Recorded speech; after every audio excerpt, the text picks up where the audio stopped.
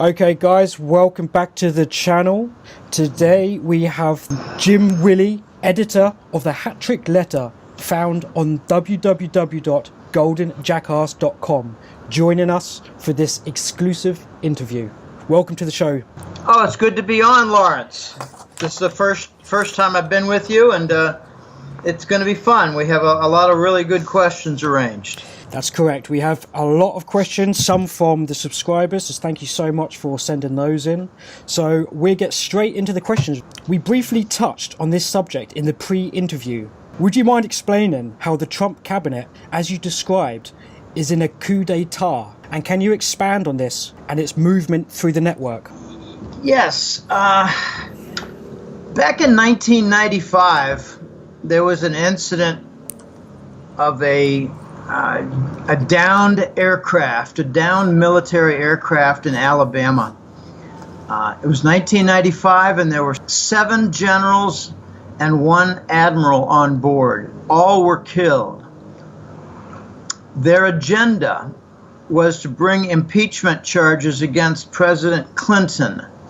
Recall 1995, this was just following the Sandia Labs scandal, where apparently Clinton had sold weapons schematics, entire weapons plans for construction, the schematics, the diagrams, electronics, to China for a fee. My suspicion is that it went to the Clinton Foundation.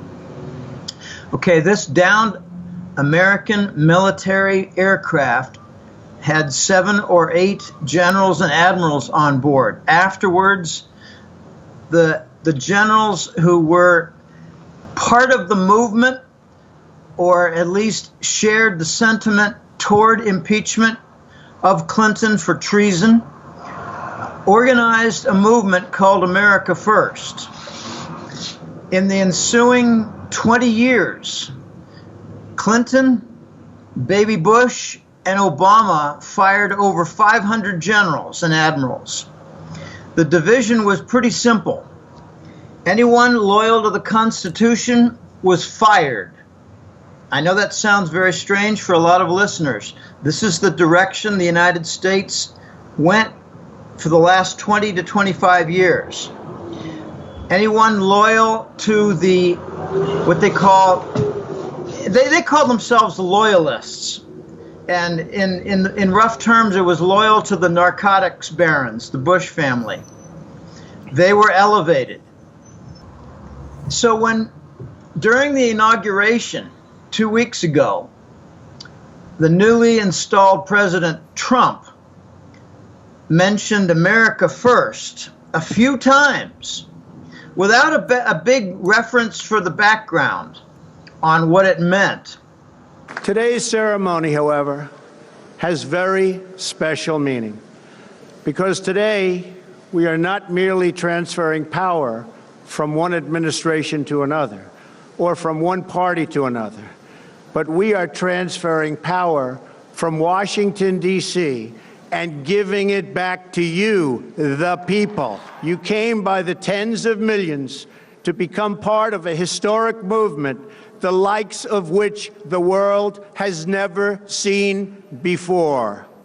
From this day forward, it's going to be only America first. America first. We stand at the birth of a new millennium, ready to unlock the mysteries of space, to free the earth from the miseries of disease, and to harness the energies, industries, and technologies of tomorrow. He didn't mention that it was a military movement where 500 fired generals had organized, with an annual meeting in the Idaho Hills in the western Rocky Mountains. He didn't mention all that. He just mentioned it as a slogan, America First. In my opinion, given the fact that he has 4 generals on his cabinet, including members of the America First movement, I would say that the Trump presidency and election was a formalized coup d'etat of the neocon administration and network of government offices that stretches across 5, 6, 7 different sectors in the U.S. economy, like the news networks, the big pharma, military weapons contractors, the bankers, you name it. So this is the coup d'etat, Lawrence. The Trump administration is the coup d'etat. They have removed the neocon fascists. I don't like the name neocon. It makes it sound like neoconservative is a good thing. These are fascists, and they cut across both the Democrat and the Republican Party lines. Obama was a neocon. He didn't portray himself as one, but he continued the same State Department foreign policy neocons that the Republican Bush Jr. did, baby Bush. So the neocons were the common theme that continued from 2001 up to 2017. The neocons continued. Trump is the leading phalanx figure for the coup d'etat to remove from power the neocon fascists, and therefore he has earned the anger, the lies, the opposition, the call to arms across the country, led by the Congress and CNN, among other networks. Okay, this is pretty surprising that America First has taken control so thoroughly, and I'm kind of happy about it, because I like the Constitution and I don't like fascists in my government who operate narcotics networks. And that's what the Bush family is, and that's what a lot of organizations are, and that's what Afghanistan war is all about. Heroin. Okay, let's move on. Can I just add a question into that as well? Sure. So currently the United States people are completely divided between this anti-Trump protests and these pro-Trump protests. Do you think there is going to be a unity inside of the American people? No. Obama ran on a campaign of, fresh new change and united country. We got no change and complete division. The biggest failure of any administration in my 50 to 60 years of memory watching U.S. national politics. Most Americans don't know what America First is. Most Americans don't know what fascism is. They're caught in the middle of it, participating in it without understanding what fascism is. It's one of the most pathetic national displays I've ever seen in my adult life. Okay, thank you, Jim. So my next question. Many of my listeners might not be fully aware of who and where geographically you get your information from in regard to sources. Can you expand on this for me, please? Well, sure. I call them, I didn't know what to call them for a while, Lawrence. Now I just call them colleagues, because that was suggested. I never call them my staff. They're a group of friends and trusted associates.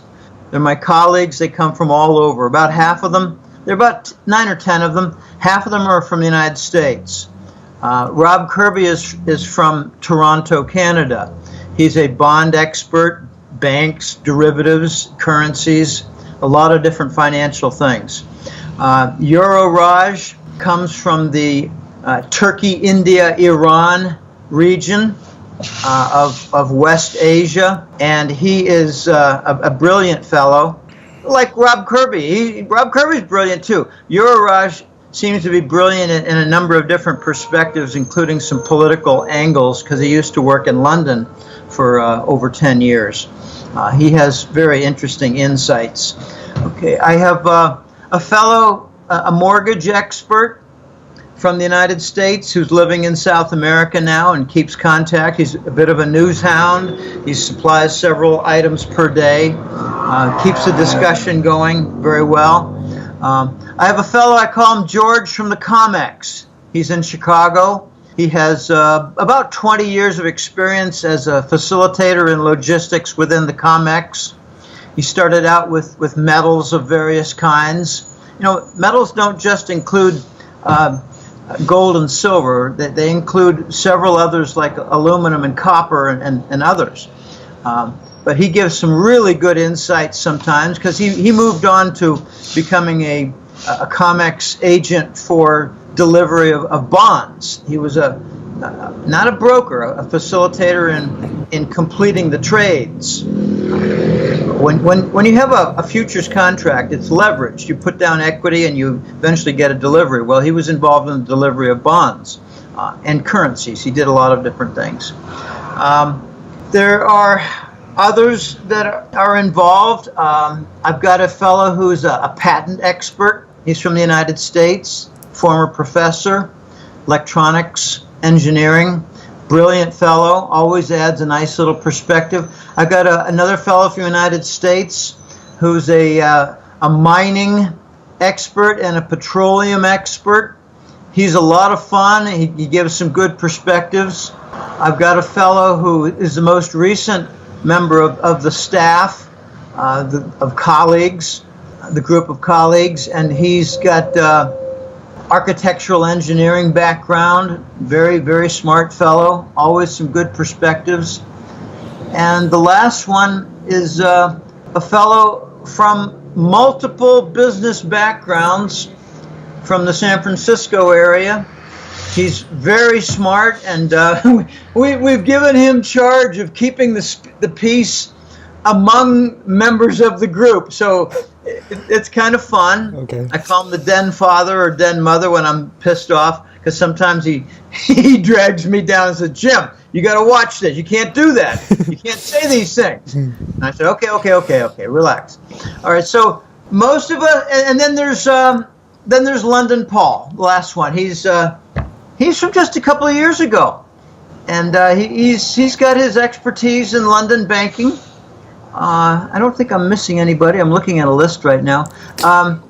He's got London banking, but now not so much working inside the bank as working in the financial sector, doing analyses like feasibility for an acquisition, or being part of an audit to examine a whole situation.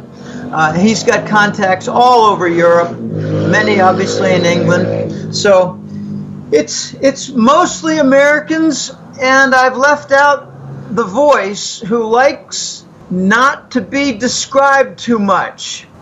He's a gold broker, international clients, billionaire clients. He's made enemies with the Swiss bankers, which is a note to his credit. He has a lot of contacts in London. He has contacts in Hong Kong. He's got newer contacts in Shanghai. He's got some contacts the last several years in Dubai, United Arab Emirates, UAE. He's got a lot of connections in a lot of places, and he said, "Jim, please describe me as a man from Central Europe." I said, "Okay, that's fine. I can do that." The voice contacted me in the spring months of 2008 and almost caused me to piss in my pants. I didn't know who he was. I didn't know whether it was a threat. I didn't know if he was trying to infiltrate into my small network that I had developed from the Cambridge House conferences in Canada. That's how I built the first 3 or 4 members of my little crew of colleagues. The guy in San Francisco and the mining and petroleum expert, and they were buddies from the conferences that I met. So an interesting evolution. It's always very interesting when I say, okay, I want to invite a new fellow into the group of colleagues, and a couple people resist and say, well, no, we don't want that. We don't want to be infiltrated by someone that we don't know. We don't want to have a London banker suddenly come in as a mole. So I do the vetting, and a couple others help me out, and it usually takes a few months before we decide, all right, let's just include him in all the emails now, because he's contributed, and we've talked to him. A few of the other colleagues have finally talked to him, and I could go on about the evolution, but that's roughly it. They're mostly Americans, but London, a European, a Canadian, a fellow from the Turkey, India, Iran region, So, interesting mix of people, and they're all smart as hell. So, what advantage I get is if I'm about to make a forecast, a strong statement, like, for instance, Germany is going to flip east and basically part ways with the United States, which is what I said in 2014. That goes through The Voice, who knows Central Europe. That goes through London Paul, and we talk about it, and finally I make the bold stand, say that it's going to take 3 or 4 years. It can be a big, big struggle, and it becomes a forecast. I make a lot of other minor forecasts, but I try to make the big geopolitical, strategic forecast through the other guys in my gang of colleagues. Okay, so I hope that explains. That's a fantastic answer. Thank you, Jim. So I just want to add to that as well, because I'm doing a series of videos around the housing and mortgage markets. And as you've mentioned, you have a source in that area. I was just wondering if you could share a bit of light on how unstable you think the mortgage and derivative markets currently are. We're about to enter what I call, and I think it's already begun to some extent, we're about to move into the second stage of what I call the systemic Lehman event. In 2007, I had forecasted very thoroughly the breakdown of Fannie Mae and the mortgage market in the United States and elsewhere. And in the reaction to that event that took place in 2008, making it a correct forecast, all the systems have been wired together to repeat the same disaster. We didn't fix anything. We didn't do any solution. Nothing has been resolved. Everything has been amplified over again. We're going to have a systemic Lehman event, which will mean multiple banks will fail and some sovereign bonds, namely government bonds like, say, Italy, Italian government bonds, Portuguese government bonds, Greek government bonds, they're going to default. It's going to cause a rash of bank failures across Western Europe and United States and London. So we fixed nothing. We never fix anything. Look at the $700, $800 billion TARP fund that Treasury Secretary Hank Paulson arranged for. That was to remedy things. It was all diverted into buying the big bank preferred stocks. It didn't remedy anything. We don't fix anything. We repeat the same errors to become bigger explosions and crises down the road. It's part of what's called the Rubin Doctrine. Kill tomorrow to live for today. We are seeing the Brexit situation develop, with constant roadblocks springing up, but now the MPs have voted to trigger Article 50 yesterday. Is this the end of the Remain, Brussels and neocon agenda? And will the UK finally break free?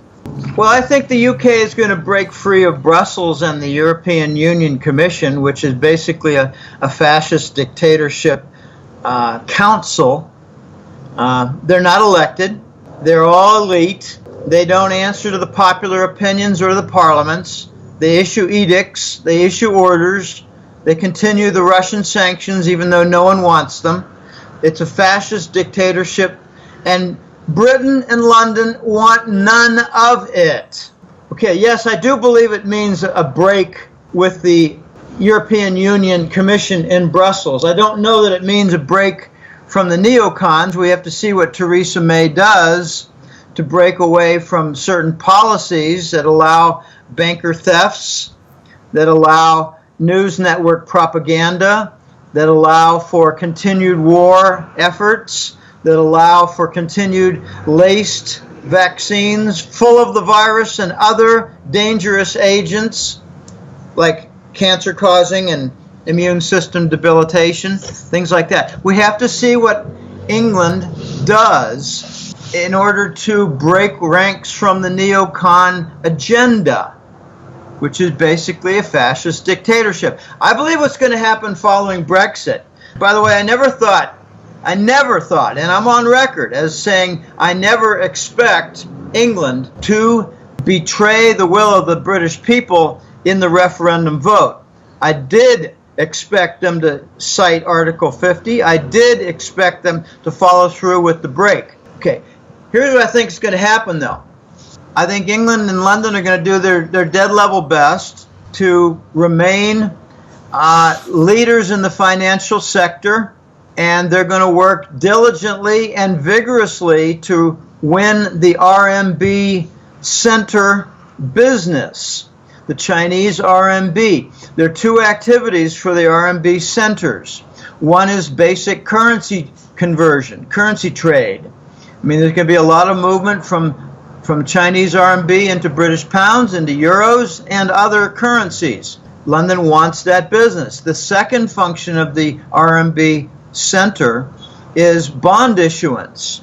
Now, if you're Italian government leaders and you're about to float, let's just say, 10 billion euros worth of debt, just as a minor amount, 10 billion, and you want to attract Chinese investors, well, one really good way to do that is to offer the Italian government debt funding in RMB-denominated Italian government bonds that will attract the Chinese investors because it's in their local RMB currency. So if there's any big movement in the euro currency, the Chinese investors are unaffected because their bond is in RMB terms. Okay, London wants that business. I think there's going to be a number of bond issuances for the Southern European sovereign debt, namely Spain, Italy, Greece, and Portugal.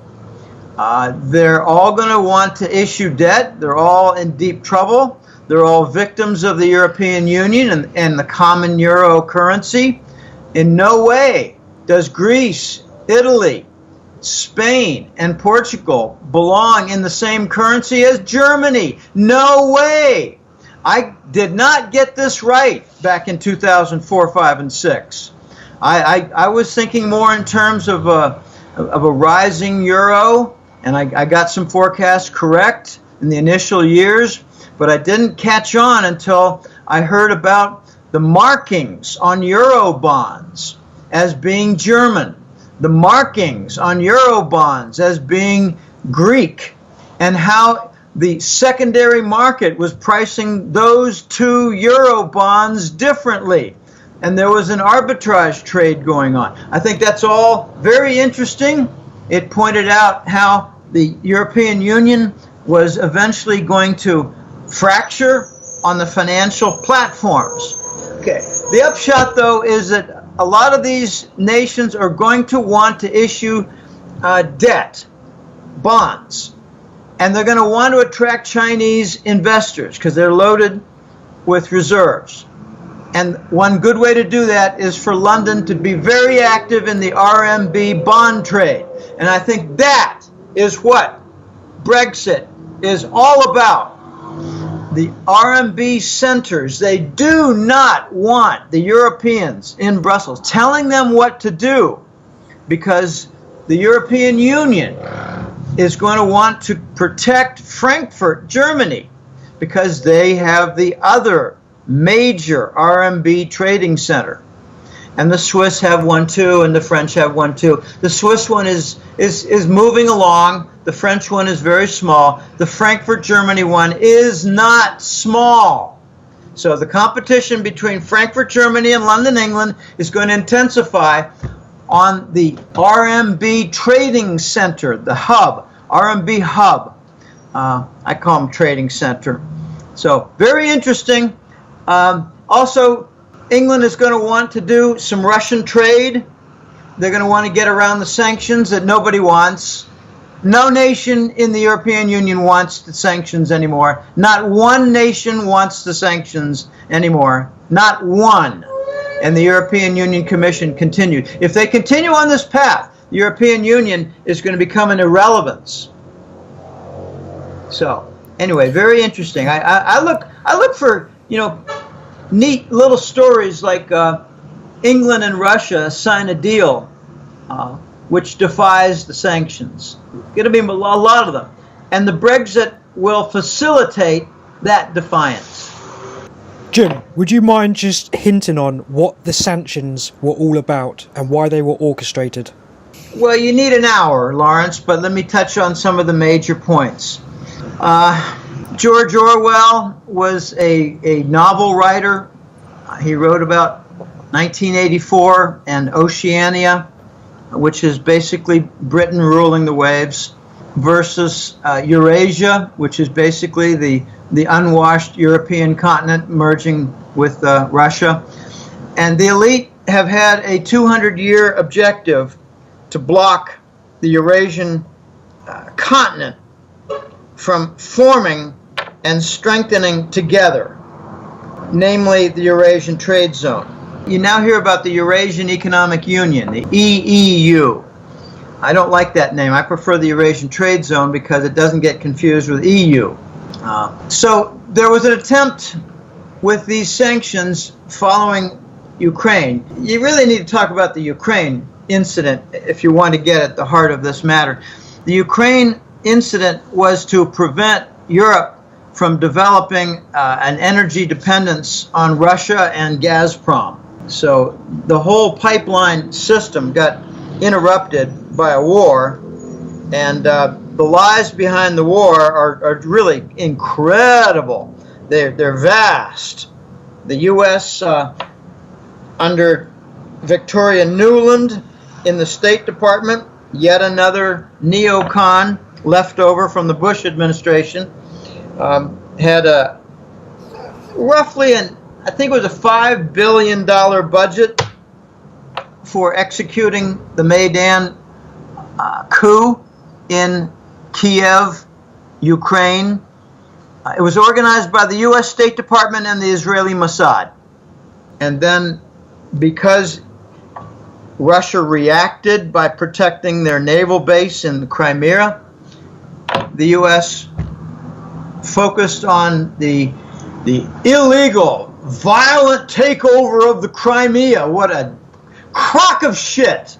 Russia moved in to protect their naval base and instantly ordered a referendum that the U.S. and Western press did not give coverage to, and it was a 97% approval by the Crimean natives.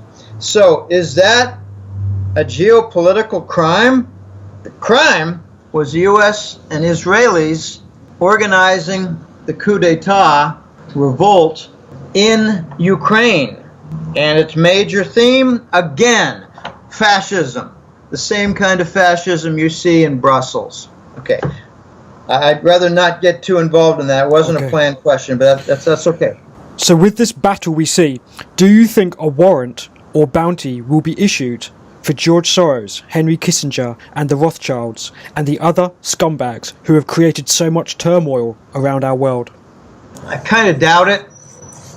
The only one who's vulnerable, in my opinion, is Soros. I don't want to get into a lot of details of these folks who deserve to be put on a South Pacific remote island and just left to kill each other. I don't want to get into a big discussion. Right now, we're seeing some kind of a diplomatic role being played by Kissinger. I'm trying to understand what that is. I'd rather not speculate at this point what it is. I'll just say this. It seems like there might be an effort for the U.S. to team up with Russia a little more and to have greater conflict with China. In other words, try to split the Russia-Chinese link that has come about in the last 3 years following the Ukraine incident instigated by the U.S. and Israel. As for bounty, all I'm hearing is that Soros is in trouble. I hear some rumors that he's dead. I heard rumors 4 months ago, and I think they were created by his own people, that he was dead. I mean, if you want to stay safe, pretend you're dead, fake your death, publicize it, and then go into hiding and continue your merry way. But it's pretty hard for him to do that because he's so active in many different areas. I think there's going to eventually be a ban on Soros's movement. I mean his physical movement with using his passport. I think there's going to be a ban on all of his companies, the NGOs. You're seeing it right now all across Eastern Europe, focusing on Hungary and some of the neighboring countries. They are concluding that the Soros NGOs, the non-government organizations, the Soros Foundation organizations are involved in organizing a revolt against the countries. In other words, they're involved with sedition. That won't be tolerated anymore.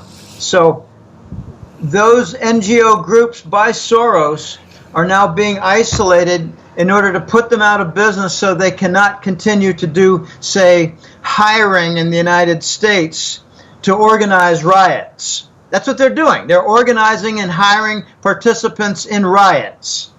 And the details are rather significant. Managers in United States-based riots are paid $1,000 or $1,200 a month, and the actual rioters are paid $15 an hour. Okay, so they're having paid riots as part of the Purple Revolution. Okay, I don't think this will stand.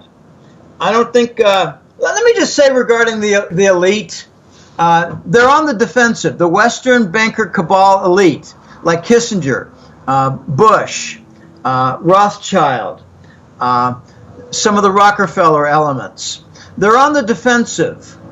They're being coerced and pressured into signing a pro-humanity contract with the Eastern organizations led by the White Dragons. And if they don't comply, their assets are going to be attacked. I'm not saying they're going to be stripped. I'm saying they're going to be attacked, which might result in being stripped. It might result in having tremendous losses. So if some Rothschild mid-level person is worth, say, $1 trillion, he might find that suddenly he's only worth $280 billion. Okay, these people don't show up on the Forbes list. People like Papa Bush do not show up on the Forbes list of wealthy. Rothschild doesn't show up on the wealthy list on Forbes either. The Bush wealth just 4 years ago was $5 trillion. $5 trillion. And almost all of it from heroin and narcotics. These guys are on the run, Lawrence. They're on the defensive. But as for actual contracts on their head, I don't know.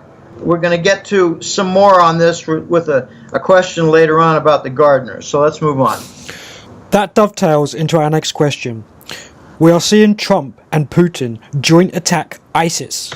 Do you think the mercenary-funded group will quickly disband once they see this new real threat to eliminate them? I don't know if they're going to disband because they're being funded by Bush and Saudi narcotics. And in the next several months, do you see that narcotics demand and purchases will end? No! Purchases will not end. One of the constants among the plagues for humanity is drugs, heroin, narcotics, cocaine, amphetamines. Very little known fact is that in February and March of 2014, the whole Ukrainian revolt would not have happened if it weren't for the Mossad and Langley folks passing out thousands of vials of amphetamines. Okay, drugs are all over the place in the dirtiest side of our world.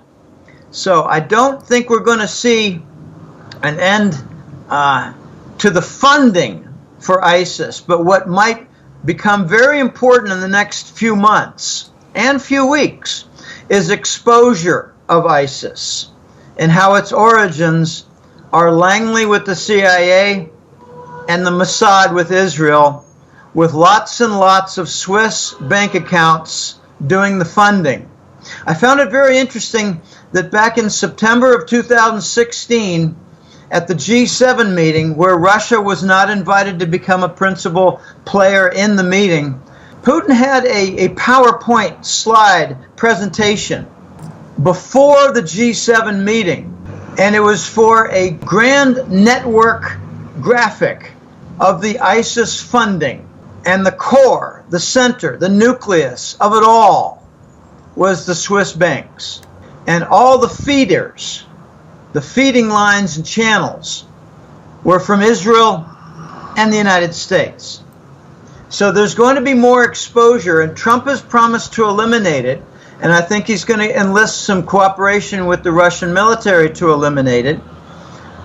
There was, for a while, Iranian military participation to eliminate it, but they have since withdrawn. And I think a deal was cut between Iran and Russia where the Kremlin said, we'll take care of it. We have the momentum now. We don't need Iran on the field at risk here anymore. So I think we're going to see some connections to the U.S. government, like former Secretary of State John Kerry and Arizona Governor John McCain being principal players, along with Obama and the entire State Department, in creating ISIS, in funding ISIS, enlisting military arms through the Saudi military, and more. And it's going to be an ugly exposure to the American people, who are going to finally realize that it was the Bush II and the Obama administrations that created ISIS. And all the beheading videos are fake. There's no blood squirting out of their necks. There would be for at least a minute or two. And there are emails connected to the McCain congressional email systems. There are emails in McCain's inbox that link him to the fake production of those beheading videos. I'd like to see McCain forced into resignation and retirement. Then I'd like to see him tried for treason, and then I'd like to see him made as an example of a senator who lost his pension.